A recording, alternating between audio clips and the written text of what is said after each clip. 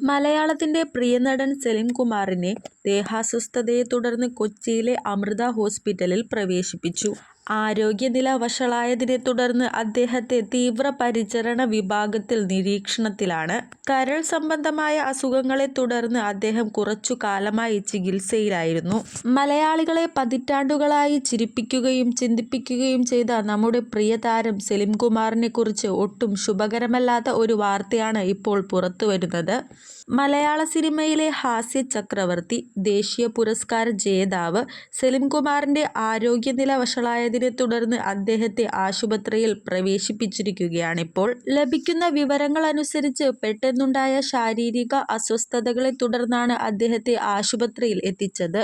ആരോഗ്യനില ഗുരുതരമായതിനെ തുടർന്ന് നിലവിൽ തീവ്രപരിചരണ വിഭാഗത്തിൽ, അതായത് ICUയിൽ വെന്റിലേറ്റർ നിരീക്ഷണത്തിലാണ് അദ്ദേഹമുള്ളത്.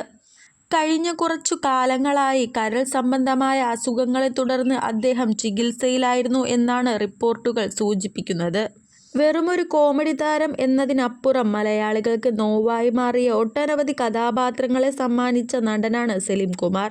ആദാമിന്റെ മകൻ അബു എന്ന ചിത്രത്തിലൂടെ രാജ്യത്തിന്റെ തന്നെ മികച്ച നടനുള്ള പുരസ്കാരം നേടിയ അദ്ദേഹം തന്റെ അഭിനയ പ്രതിഭ കൊണ്ട് മലയാള സിനിമയിൽ സ്വന്തമായൊരു സിംഹാസനം തീർത്ത വ്യക്തിയാണ്. അതുകൊണ്ട് തന്നെ ഈ വാർത്ത സിനിമാ ലോകത്തെയും അദ്ദേഹത്തിന്റെ കോടിക്കണക്കിന് വരുന്ന ആരാധകരെയും ഒരുപോലെ ആശങ്കയിലാഴ്ത്തിയിരിക്കുകയാണ്.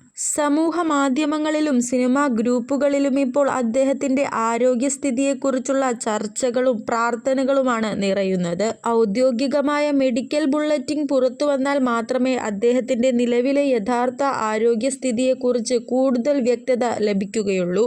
തന്റെ ചിരിയും ചിന്തയും നിറഞ്ഞ കഥാപാത്രങ്ങളിലൂടെ നമ്മളെ സന്തോഷിപ്പിച്ച ആ വലിയ കലാകാരൻ എല്ലാ ശാരീരിക ബുദ്ധിമുട്ടുകളെയും അതിജീവിച്ച് പൂർണ്ണ ആരോഗ്യത്തോടെ എത്രയും വേഗം ക്യാമറയ്ക്ക് മുന്നിലേക്ക് മടങ്ങി വരട്ടെ എന്ന് നമുക്ക് പ്രാർത്ഥിക്കാം. അദ്ദേഹത്തിന് വേഗത്തിൽ സുഖം പ്രാപിക്കട്ടെ എന്ന് പ്രാർത്ഥിക്കുന്നു. കൂടുതൽ സിനിമാ വാർത്തകൾക്കും അപ്ഡേറ്റുകൾക്കുമായി ഈ ചാനൽ സബ്സ്ക്രൈബ് ചെയ്യുക. നന്ദി.